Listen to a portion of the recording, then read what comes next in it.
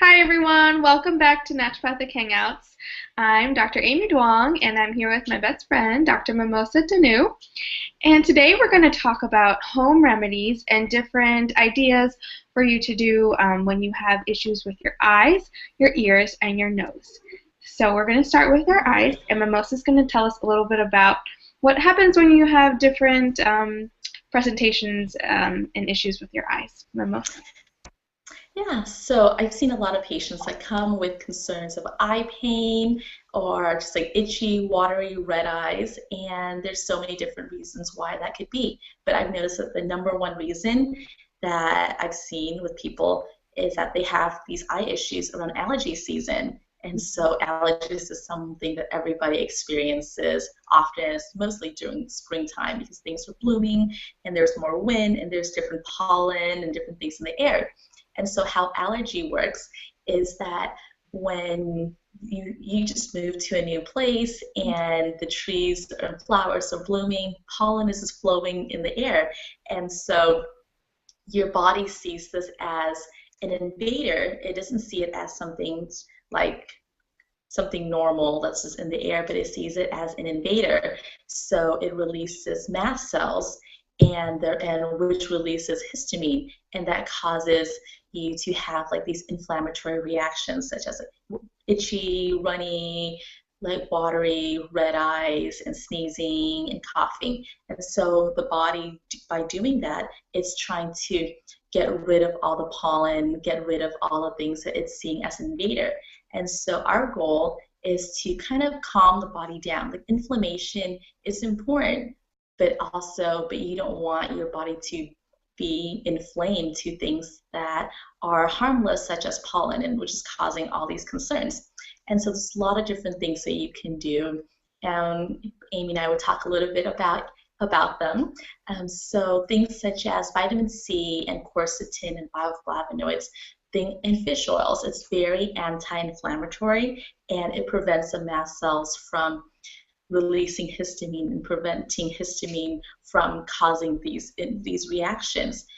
Um, and then doing also like herbs such as nettles and euphrasia too. And then we Mm-hmm. talked. And then another thing that I've done for myself and for patients and also for like my family members that have worked really well is eating local honey, making sure that the honey that you're eating is like the honey that the bees are making in this area, since you are kind of just introducing the pollen, introducing the allergens into your body, and you start slow, like maybe like half a teaspoon, and then slowly working your way up to like 2 teaspoons, and it really helps because your body stops seeing the pollen as like an invader or an enemy and just seeing it as something that's just something else that's in the air. And so it really helps your body adjust to that new area. Yes, and when I was in Arizona, we had our local health food store had like something from Sedona because we were in Arizona, and so I think it's important to find what you were saying, Mimosa, and it's easy to find it at like the farmers market. There's like usually a honey stand that you can find local honey in, and so those are different ideas of where to get the local honey. And I think that's a great idea. I need to remember that to suggest to patients as Mhm. well. Yeah. Anything else having to do with the eyes, Amy? Oh, so you talked about the different herbs that you can also do as a tea. So I've been using a lot of chrysanthemum tea, which is specific to your kind of your face, especially to your eyes. So anyone with issues with like red eyes or itchy eyes or allergy eyes, then chrysanthemum tea is really specific to that. So I recommend patients making a big batch of the tea in the morning, like 4 or 5 tea bags in a big, like 8 cups of water, and drinking that throughout the day. And what else? Yeah, and also when I was talking to you about remembering the liver that's involved with opening up to your eyes, the liver through everything as well, making sure that you're supporting its detoxification pathways because everything everything in your environment has to go first process through the liver. So making sure that your liver is working optimally and not very sluggish, because kind of thinking it as a cup that is too full and you're putting more things, like in the spring you have more things to filter through, so making sure that those drainage pathways are open and successful at detoxificating everything. Yeah. Yeah, oh, that's excellent. That's a good way of doing it. There's so many different ways. You can use herbs and supplements and using traditional Chinese medicine and looking at the different organs that's associated with it. That's a Yeah. great. Okay, Yeah. so why don't we talk about ears, Mimosa? What do you suggest for ear issues? Yeah, so I've been seeing a lot of people with ear pain and like inner ear pain and outer ear pain and ringing in the ears. And of course, it's important to find out what the root cause of these things are. And so ear concerns, pretty much concerns like with eyes, nose, throat, these concerns are a symptom of something bigger. And so it's definitely important to go talk to your doctor, get the appropriate labs, things like that. But in the meantime, when you're at home and if you or your child has any ear pain, one thing that I've been recommending that has been working really well is doing an onion poultice. And so what you do is you get like a full-size onion, you chop it in half, and you put it in the microwave, one half in the microwave for about a minute, and so it should be warm. And you take it out, and then you put a piece of cloth over it, and then you put it over the ear. And you can either lay down on the other side and have the onion poultice on your ear, or you can just hold it. And so what it does is that the heat drives the juices and the air of the onion into the ear. And Hmm. so the onion is very antimicrobial, and it's also really soothing too. And so by doing this, it brings the antimicrobial aspects of the onion into the ear, and it'll help kill off any bacteria that is causing the ear pain. And Hmm. so it's easy to do this for kids since they might not want to put anything in the ear or they want to take anything internally. So doing an onion poultice is really simple. Everyone has an onion at home, Yeah. and you heat it up. Yeah. Do you have any ideas, Amy? Well, I was going to ask you, Mimosa, like if we suggest another sort of herbal medicine support for your ears, which is the garlic and mullein together as drops. And I know that you don't use that for like ear infections or any other um, ear pain associated with ear infections when the TM is perforated. But what about Mm-hmm. with the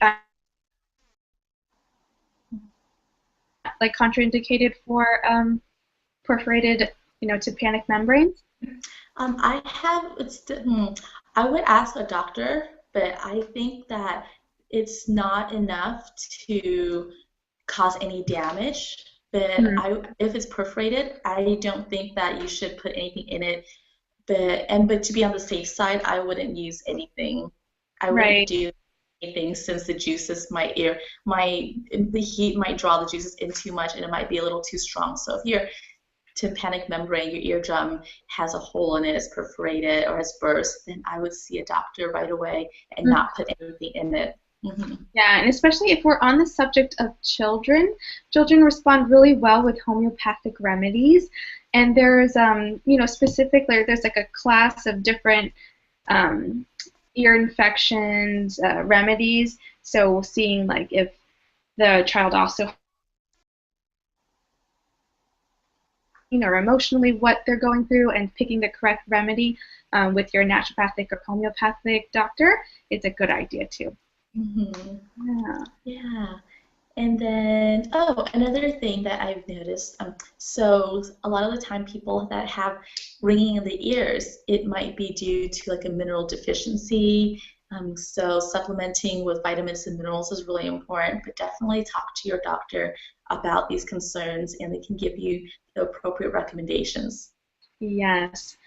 And also, generally, whenever we speak about any sort of acute or chronic disease or issues that you're having, addressing the diet is really important, making sure that you're not introducing any more sources of inflammation, whether it be like agricultural meats or are all going to aggravate your symptoms of allergies or itchiness or eyes or ear, sensations. So making sure that your diet is very clean and anti-inflammatory. And when Mimosa talked about bioflavonoids in the beginning with your, other ways to address allergies, you can use lemons or lemon rinds in your water. It's a great way too. That supports your mineral deficiencies, repleting those, and giving you a really good source of bioflavonoids and antioxidants every day. Yeah. All right, Amy. How about issues with the nose? What kind of things would you recommend? Okay, so for the nose, we spoke about some steam inhalations. So what you do with that is you take a big pot or even a bowl, a big bowl, and you have boiling water. You pour that in, and you can either put fresh herbs that are antimicrobial, such as eucalyptus or lavender, or you can use the essential oils, and then covering yourself over your head with just breathing in those different, antimicrobial and scents, or is going to clear up your nasal passages. And I think that's not only really relaxing, but also helps to bring those, that air into your nose, so you can breathe that in into your lungs as well. I love those. Yeah, and also using a neti pot. So it might be a little uncomfortable, but it's really therapeutic and it really works. So mixing some salt, they have like the pre-made salt packets, and just mix it with some water, like distilled water, and you fill up a neti pot.